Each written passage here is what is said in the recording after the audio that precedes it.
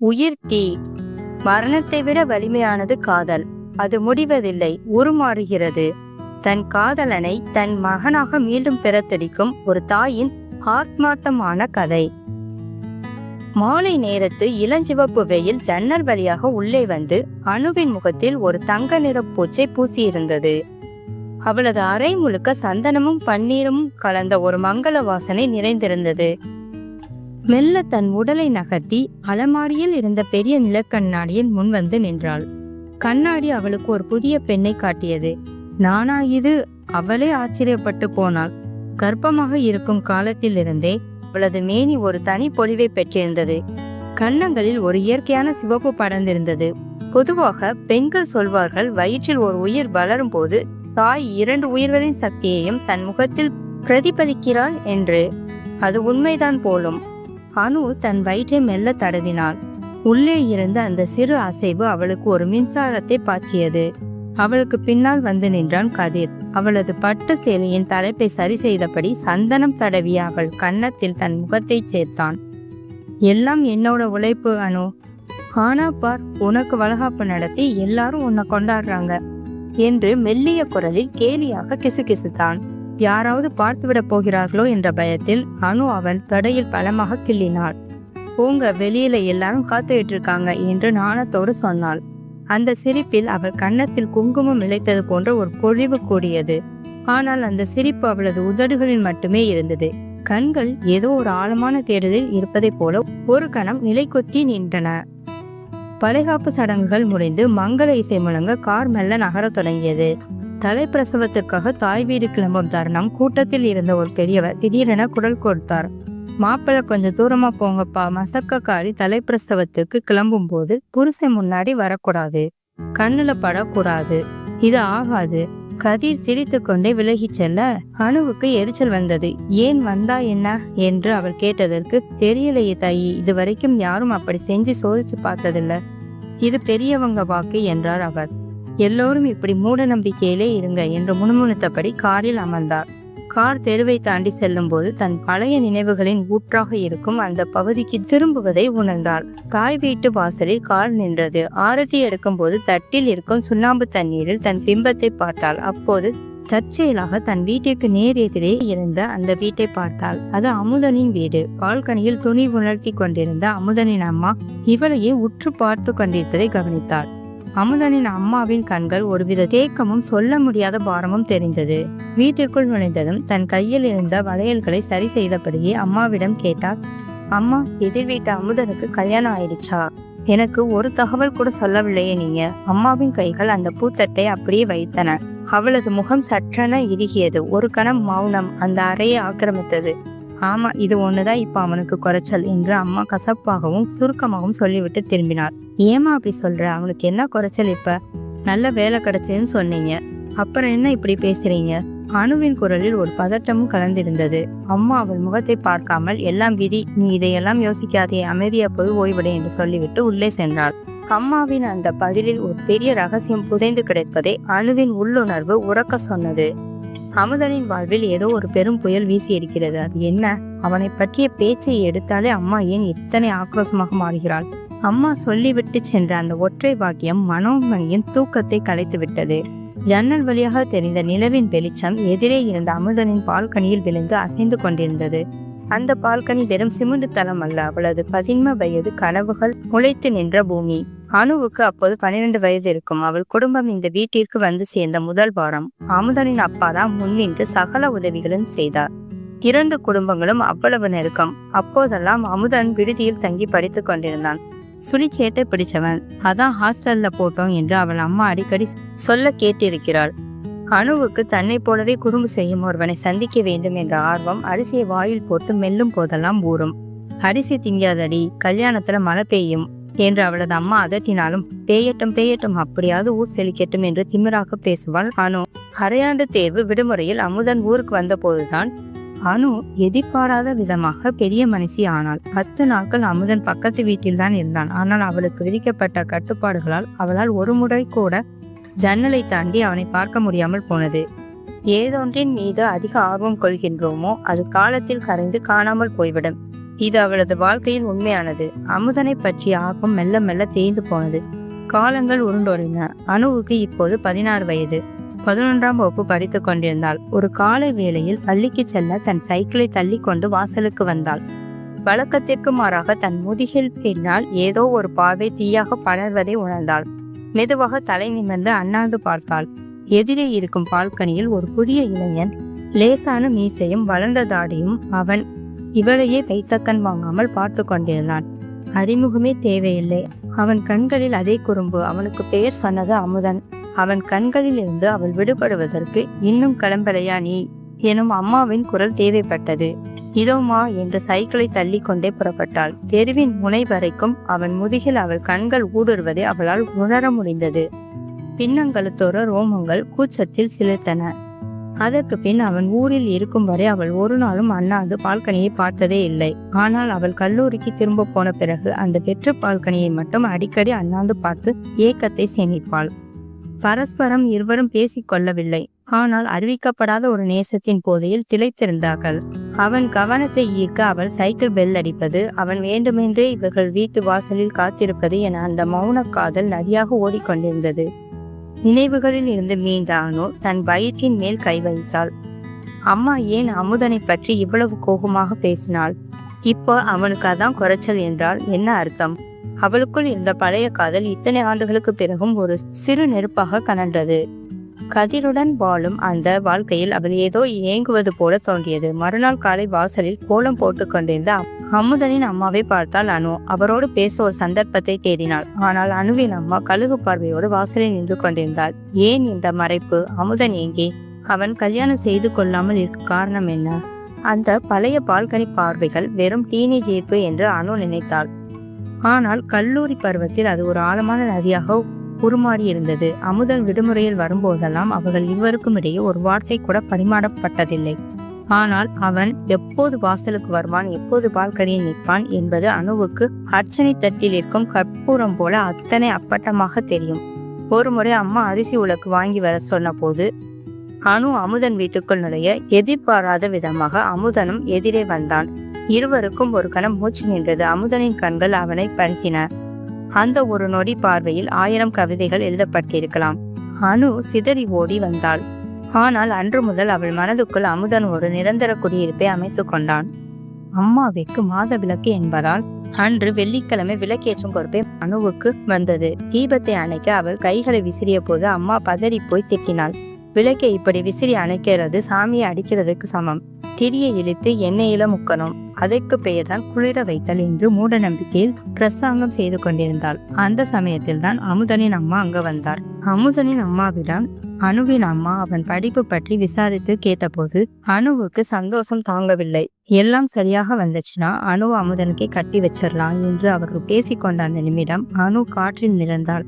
ஆனால் அந்த மிதப்பு அதிக நாட்கள் நீடிக்கவில்லை. கல்லூரி 3ஆம் ஆண்டில் கதிர் அவளது வாழ்வில் ஒரு நிழலாக புகுந்தான். கதிருக்கு என்ன பதில் சொல்ல போற? அவன் உன் பின்னாடி சுத்துறானே என்றாள் அவளது தோழி. அனு எரிச்சலானாள். என்ன பதில்? அவன் மூஞ்ச பார்த்தாலே எனக்கு பிடிக்கல. பின்னாடியே சுத்துனா காதல் வந்துடுமா? நான் காலேஜ் முடிச்சுட்டு எங்க அம்மா அப்பா பார்த்து வைக்கிற மாப்பிள்ளையை தான் கல்யாணம் பண்ணிட்டேன். கதிர் நாய் மாதிரி அலைஞ்சாலும் ஒரு பிரயோஜனமும் இல்லை. சொல்லிடு. அவன்கிட்ட பேசவே பிடிக்கல. செருப்பால் அடிச்சிடுவேன்.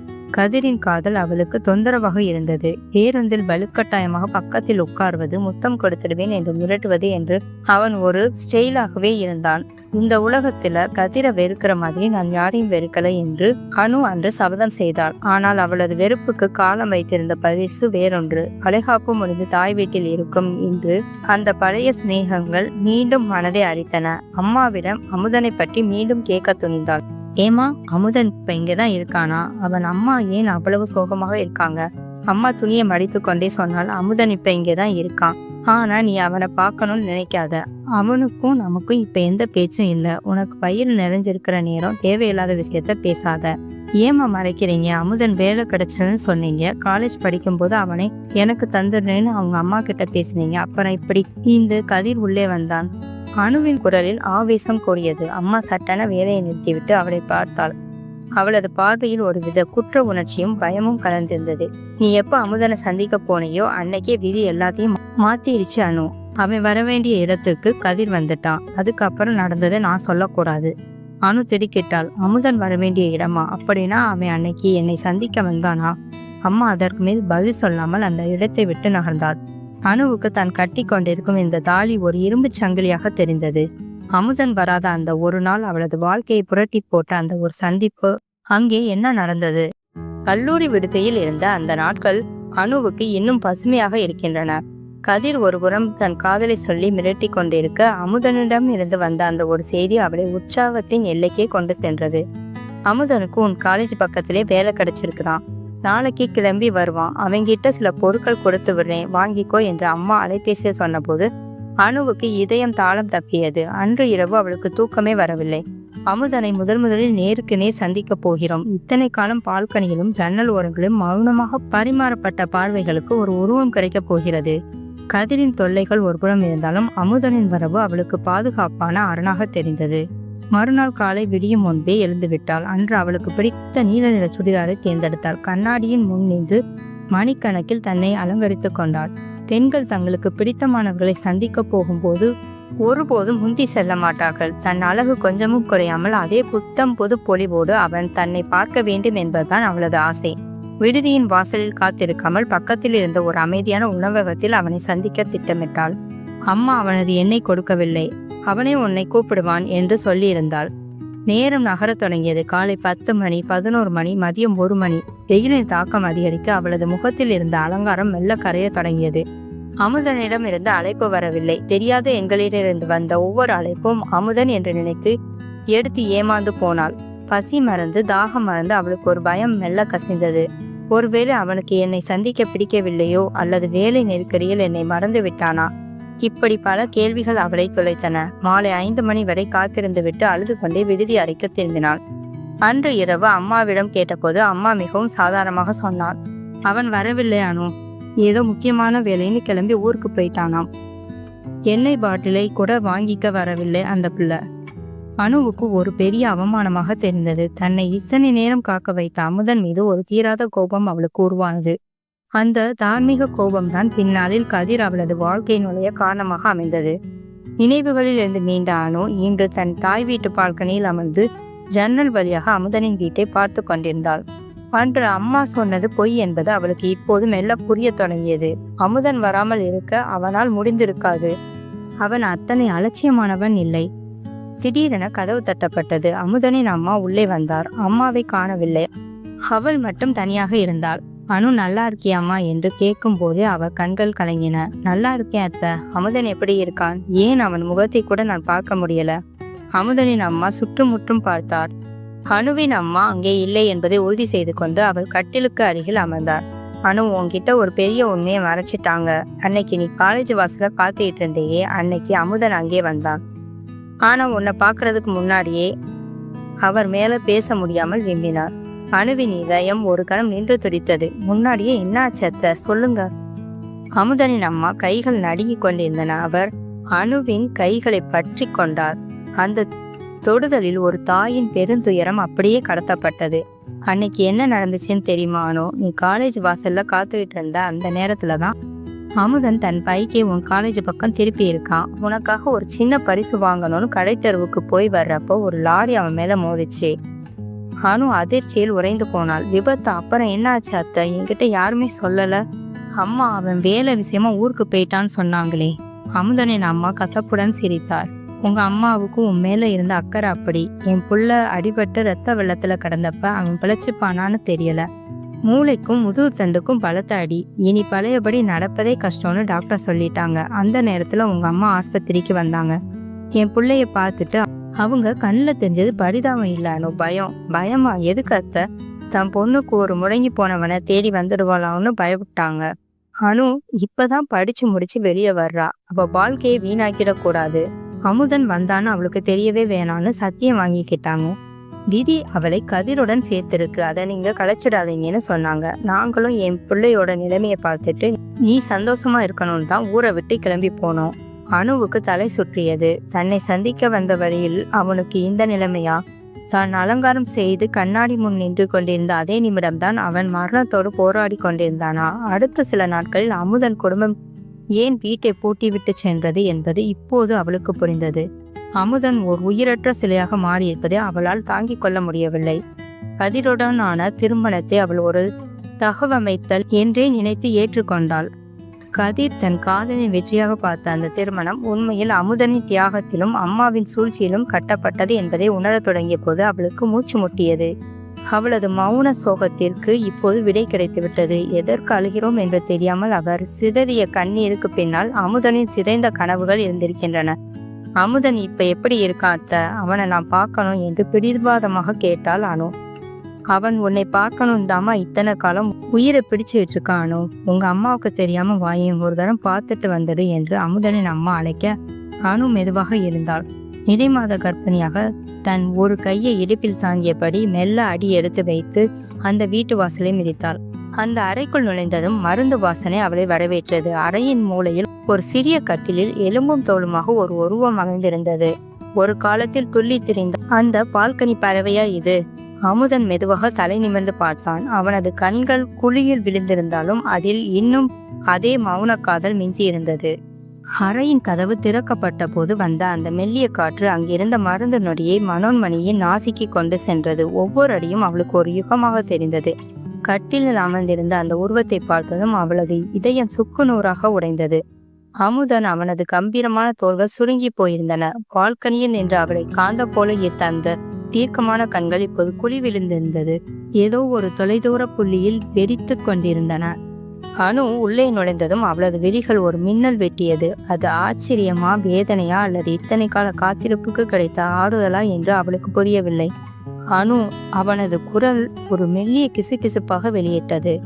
நீண்ட நாட்களாக பயன்படுத்தப்படாத ஒரு இசைக்கருவியில் இருந்து வரும் தேய்ந்த ஒளியைப் போல இருந்தது அது. அனுவுக்கு துக்கம் தொண்டை அடைத்தது. பற்கள் நடுங்க பூமி தன் காலடியில் நழுவுவது போன்ற ஒரு பிரம்மை அவளுக்கு ஏற்பட்டது. மெல்ல அவன் அருகில் வந்து ஒரு கையை கீழே ஊன்றி அவன் காலடியில் ஒரு குழந்தையைப் போல தேம்பி தேம்பி அழுதான்.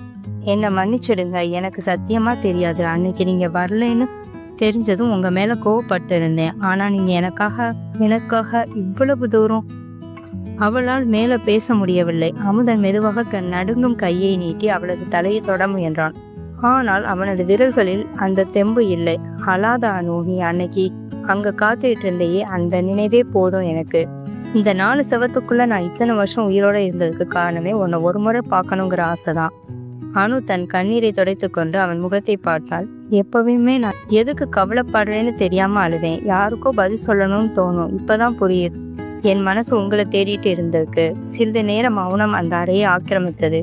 அந்த மௌனத்தில் அவர்கள் சொல்ல தவறிய 1000 காதல் கதைகள் பேசப்பட்டன. அனு மெதுவாக தன் வயிற்று சேலையை சரி செய்தாள். என் பாப்பாவை பார்க்கிறீர்களா என்று கேட்டுவிட்டு அமுதனின் எலும்பு விரல்கள் மென்மையாக பற்றி தன் வயிற்றின் மேல் வைத்தாள். அமுதனின் விரல்கள் அந்த மென்மையான சதையின் அடியில் ஏதோ ஒரு அசைவை உணர்ந்தன. உள்ளே இருந்த அந்த ஒரு சிறு உயிர் தன் தந்தை அல்லாத ஆனால் தன் தாயின் ஆன்மாவோடு கலந்திருந்த அந்த மனிதனின் ஸ்பரிசத்திற்கு பதில் சொல்வது போல ஒரு பலமாக ஒரு முறை புரண்டது. அமுதனின் வறண்ட கண்களில் இருந்து ஒரு துளி கண்ணீர் வழிந்து மனோன்மணியின் கையில் விழுந்தது. இப்படித்தான் உள்ளே உள்ளுமா மனோ? ஆச்சரியமாக இருக்கே, இது ஒரு புது உயிர்.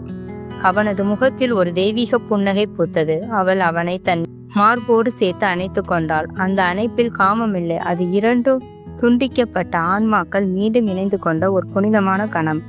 அமுதனை சந்தித்து விட்டு திரும்பிய அனுவுக்கு அன்று இரவு தூக்கம் வரவில்லை. அவளது மார்பில் விழுந்த அமுதனின் அந்த கண்ணீர் துளி காய்ந்து போயிருக்கலாம், ஆனால் அதன் ஈரம் அவளது ஆன்மா முழுக்க படர்ந்திருந்தது.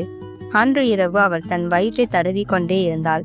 முன்னப்போதையும் விட குழந்தை உள்ளே துள்ளி குதிப்பதையும் அசைவதையும் அவளால் உணர முடிந்தது. அமுதனின் விரல்கள் பட்ட அந்த இடத்தில் ஒரு விசித்திரமான இதம் தங்கியிருந்தது. மறுநாள் காலை பொழுது புலரும் முன்பே அமுதன் வீட்டு வாசலில் அழுக்குரல் கேட்டது. அனு திடுக்கிட்டு எழுந்து ஜன்னல் வழியாக பார்த்தாள். அங்கே அமுதனின் அம்மா தரையில் விழுந்து கதறி கொண்டிருந்தாள். அமுதன் இறந்து விட்டான். அவன் இத்தனை காலம் அந்த படுக்கையில் புலிவாக நெளிந்து கொண்டிருந்தது. அணுவை பார்த்து அந்த ஒரு வினாடி தீண்டலை பெறுவதற்காகத்தான் என்று அவளுக்கு புரிந்தது. தன் கடமை முடிந்து விட்டதாக கருதி அவன் அமைதியாக விடை பெற்று விட்டான். அனு அளவில்லை, மாறாக அவளது முகத்தில் ஒரு தெளிவான அமைதி நிலவியது. அவளது கண்கள் முன்னப்போதையை விட பிரகாசமாக ஜொலித்தன. அப்போது அவளது அம்மா பதற்றமாக அறைக்குள் நுழைந்தாள். அனு, சீக்கிரம் கிளம்பு, பக்கத்து தெருவுல இருக்க சித்தப்பா வீட்டுக்கு இப்பவே போகணும். இங்கே கூட்டம் சேர்றதுக்குள்ள நீ இங்கிருந்து கிளம்பணும் என்றாள். அனு மெதுவாக தலை நிமிர்ந்து பார்த்தாள். ஏமா இப்ப போகணும்? அமுதன் இறந்துட்டான். நான் கடைசி முறையாக அவனை பார்க்க கூடாதா? அம்மா அவளது கையை பிடித்து இழுத்தாள். நீ மசக்கக்காரி, புரிஞ்சுக்கோ. செத்த ஆன்மா மறுபடியும் பிறக்க ஆசைப்படும். அப்படி ஆசைப்படுற ஆன்மா பக்கத்துல இருக்கிற கற்பனை வயத்துக்குள்ள புகுந்துடன்னு பெரியவங்க சொல்லுவாங்க. அப்படி அவன் உனக்கு பிறக்க போற குழந்தைக்குள்ள வந்துட்டான்னா அது உனக்கும் உன் புருஷனுக்கும் ஆகாது. வா போகலாம். காலம் முழுக்க அம்மாவின் மூட நம்பிக்கையை எள்ளி நகையாடி வந்த அனு அன்று முதல் முறையாக அந்த வார்த்தையை கேட்டு சிலிர்த்து போனாள். அம்மா சொன்ன அந்த மூட நம்பிக்கை அவளுக்கு ஒரு மிகப்பெரிய வரமாக தெரிந்தது. ஆன்மா மறுபடி பிறக்க ஆசைப்படுமா? பக்கத்துல இருக்கிற குழந்தைக்குள்ள அது புகுமா? அணுவின் குரலில் ஒருவித பரவசம் தெரிந்தது. அவள் மெதுவாக தன் வயிற்றை தொட்டு பார்த்தாள். அங்கே அமுதனின் ஸ்பரிசம் இன்னும் இருப்பதாக அவளுக்கு தோன்றியது.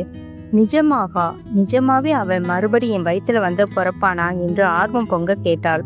அவளது அந்த கேள்வியில் இருந்த ஆழமான காதல் அம்மாவை பதற வைத்தது. அமுதனை இந்த உலகத்திலிருந்து துண்டித்து விட வேண்டும் என்று நினைத்த அம்மாவிற்கு அவன் தன் பேரனாக மீண்டும் வரப்போகின்றான் என்ற எண்ணம் பேரதிர்ச்சியாக இருந்தது. அனு ஜன்னல் வழியாக அமுதனின் உடலை பார்த்தாள். அவளது இதழ்கள் மெல்ல முணுமுணுத்தன. சீக்கிரம் வந்துடு அமுதா. இந்த முறை நமக்கிடையில் பால்கனியும் இருக்காது, ஜன்னலும் இருக்காது. என் மார்போடு அணைச்சு உங்களை நான் வரவேற்பேன். நமக்கான காதலை நாம மறுபடியும் வாழ்வோம். அவளது முகம் இப்போது ஒருவித தெய்வீக பொலிவுடன் ஜொலித்தது. 2 உயிர்கள் ஒரு உடலில் இருக்கும் போது வரும் அந்த பொலிவு இப்போது 3ஆவதாக ஒரு ஆன்மாவின் வருகைக்காக காத்திருந்தது. அமுதனின் உடல் அந்த பழைய பால்கனிக்கு கீழே வைக்கப்பட்டிருந்தது. எத்தனையோ முறை அந்த பால்கனியில் இருந்து அவன் பார்த்த அதே பாட்டை இப்போது நிலை கொத்தி போயிருந்தது. ஆனால் அனு அந்த உடலை பார்க்கவில்லை. அவள் பார்த்தது அந்த உடலில் இருந்து பிரிந்து காற்றில் கலந்திருப்பதாக அவள் நம்பிய அந்த உயிரை. அம்மா அவளை பழுக்கட்டாயமாக பக்கத்து தெருவுக்கு அழைத்து சென்றாள். யாரும் பார்க்காதபடி பின்வாசல் வழியாக வா என்று பதறினாள் அம்மா. ஆனால் அணுவின் கால்கள் தரையில் படவில்லை. அவை ஏதோ ஒரு மாய உலகத்தில் மிதப்பது போல இருந்தது. சித்தப்பா வீட்டின் மாடி அறையில் அவள் தங்க வைக்கப்பட்டாள். ஜன்னல் வழியாக அமுதன் வீட்டு தெருவில் ஒரு பகுதி தெரிந்தது. அங்கே எரியூட்டப்பட்ட சந்தன கட்டைகளின் வாசம் காற்றுடன் கலந்து இவளது அறைக்குள் வந்தது. அனு, ஏதாவது சாப்பிட தாயி, காலையில இருந்து ஒன்னும் உட்கொள்ளாம இருந்தா குழந்தைக்கு ஆகாது என்றார் அமுதனின் அம்மா. தன் துக்கத்தையும் மீறி அணுவை பார்க்க வந்தபோது அனு அவர் கையை பற்றி கொண்டாள். அத்தை, அம்மா ஒன்று சொன்னாங்க. செத்தவங்க ஆன்மா மறுபடி பிறக்க ஆசைப்படுவாம். அது உண்மையானா அமுதன் என்னை தேடி வருவான்ல? அமுதனின் அம்மா திகைத்து போய் நின்றா. அந்த முதிர்ந்த கண்களில் கண்ணீருக்கு நடு ஒரு சிறு துளி தெரிந்தது. அவள் உன்கிட்ட கடைசியா பேசும்போது மறுபடி உன்கிட்ட வருவேன்னு சொல்லாம சொல்லிவிட்டு தான் போயிருக்கானோ. அவன் இந்த உலகத்துல எதையும் அனுபவிக்கல. அந்த ஆசை அவனை கண்டிப்பா உன்கிட்ட வந்து சேர்க்கும். அன்று இரவு அணுவுக்கு ஒரு விசித்திரமான கனவு வந்தது. அதே பால்கனி, அமுதன் அதே பழைய கம்பீரத்தோடு நின்று கொண்டிருக்கின்றான். அவன் கையில் ஒரு சிறிய நீல நிற சட்டை இருக்கிறது.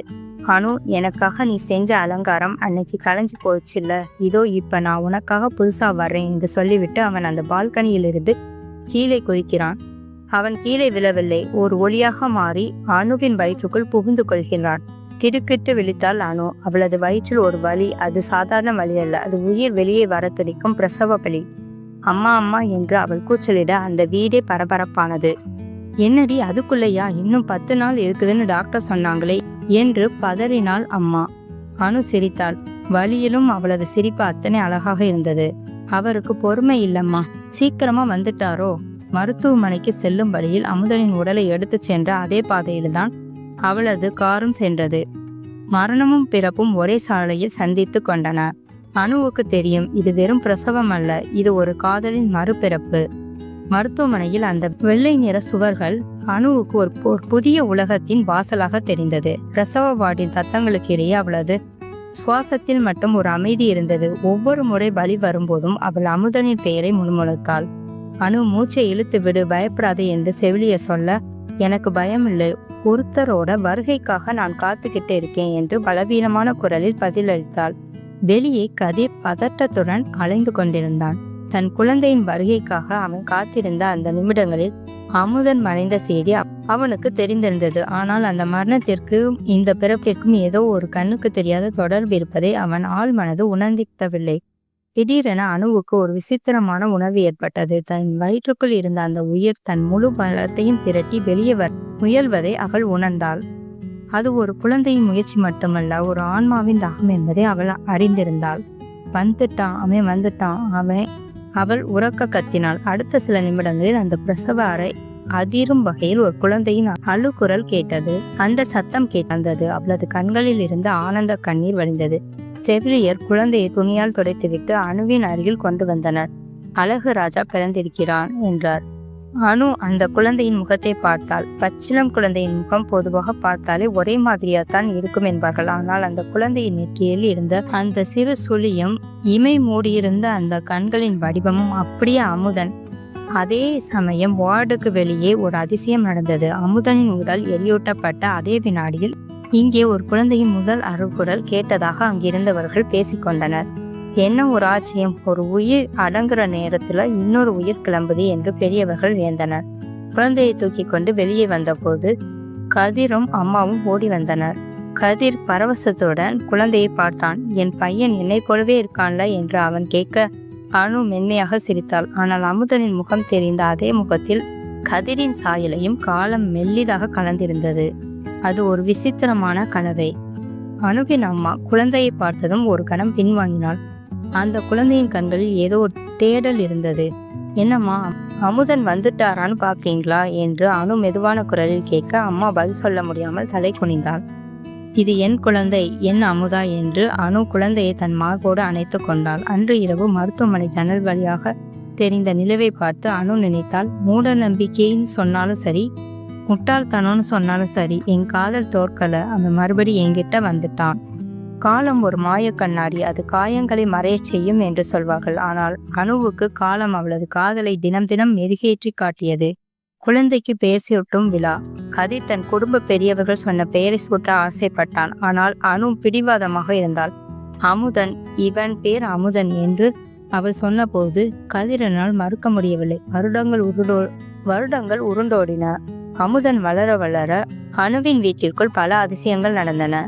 கதிர் ஒரு தந்தையாக தன் கடமையை செய்தாலும் அமுதனுக்கும் அணுவுக்கும் இடையே ஒரு ரகசிய உலகம் இருந்தது. அமுதன் பேச தொடங்கிய போது அவன் முதலில் கேட்டது, அம்மா, அந்த பால்கனியில் யார் நிற்பா என்றுதான்.